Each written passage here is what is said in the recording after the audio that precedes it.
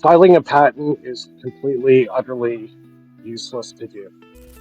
Yes, I think people would be after your life. So I was saying that the free energy suppression conspiracy theory is something that began in the mid 19th century, and it's a theory that claims that big government organizations and big corporations, they don't want people to have access to free energy.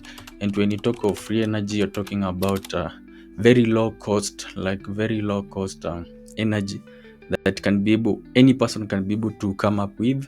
And also, mostly when people talk about this, they're talking about perpetual motion machines. You have perpetual motion machines, cold fusion. Cold fusion was being done by somebody called Eugene Malov, and he was unalived sometime in 2004. He was killed, and the police say that it was a robbery case. And some of the people in this field who have passed before, we know the most common person is Stanley Meyer. Then Stanley Meyer came up with a water fuel cell. He said that he can be able to retrofit a car, and the car can be able to run on water fuel. Like you retrofit a car, then it runs on water fuel and not electricity. Remember, this was some time back when like many people were depending on gasoline to be able to use their cars, and this concept of free, like the concept of EV was not there at that time. I mean, it was, but it was not like anybody can be able to do it. So Stanley Meyer came up with a water fuel cell, and he said that I can be able to retrofit any car, and the car will be able to run on water. He was able to do it on his car. That is what he said. But when some three experts went and looked at the car, they realized, they said that it wasn't anything revolutionary and that it doesn't work. Again, um, he was in a court, and they say that this was a case of like fraud, and the investors who had put money in wanted their money back. He was fined to pay something around $25,000. So he had to pay $25,000.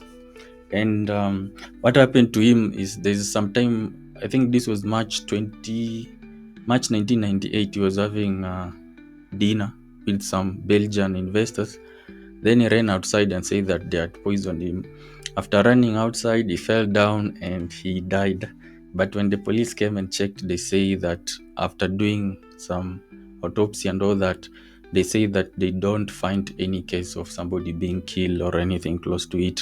Like it wasn't a poisonous case, but rather the police said that it was just a case of cerebral aneurysm or something close to that, like a brain issue or something.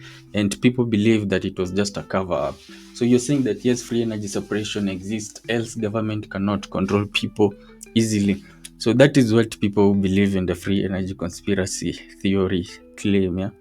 That it is a way that the government is trying to control the people by forcing them to be able to use only the energy which is available. Suppression. Let me change the thing. Do you believe there is suppression uh, with this technology?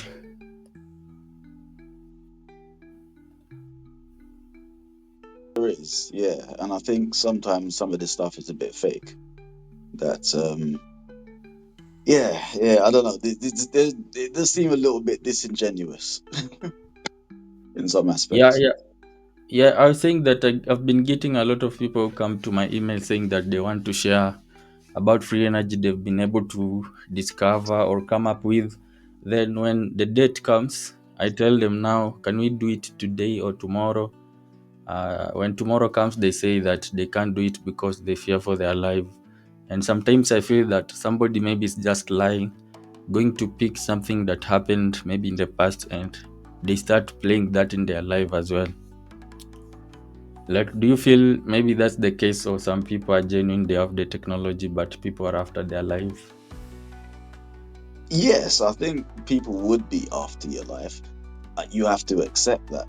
You can't not be aware of that, if you get what I'm trying to say.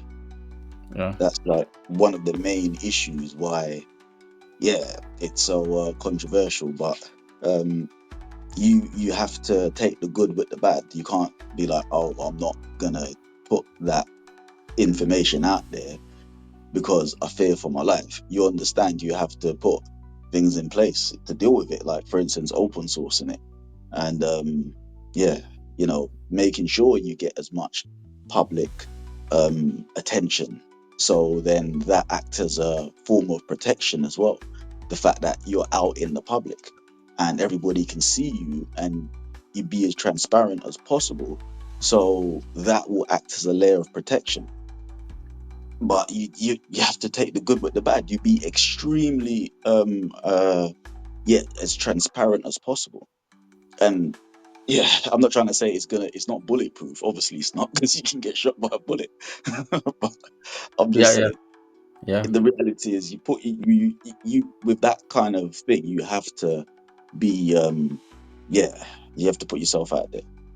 But yeah, I hear you talking about the suppression, and it goes way back. I'm a little bit of a historian when it comes to this stuff, Yeah. and when Tesla and Nathan Stubblefield, guys like that, as soon as the bankers or any kind of financial institution got involved with these guys, that's where the suppression and the control started.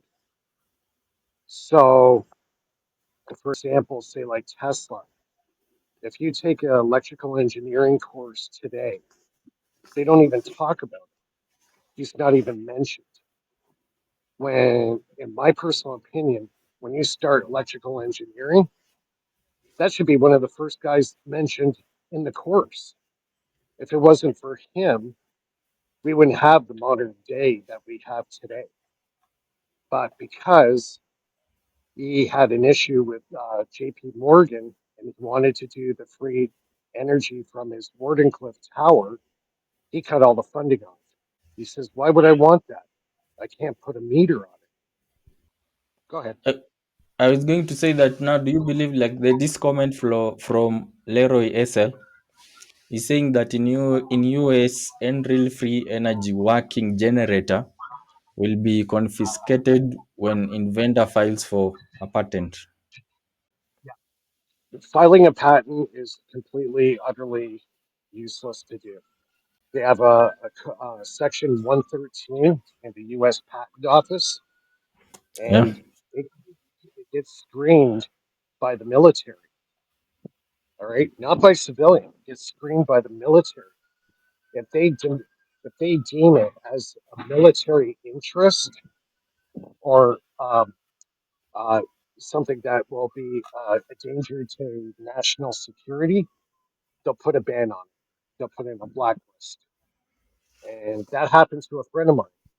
He had a device back in, he was getting the patent around 1994 and had all the documentation. It was tested by Georgia Tech, MIT, really reputable institutions, but they wouldn't sign off on it. So, to make a long story short, they went, ahead with the patent and the government seized it. So that was around 1994. It was called the MRA device. I see. So Even yeah, even like solar panels, they're not allowed to be over 22% efficient. They will not patent it.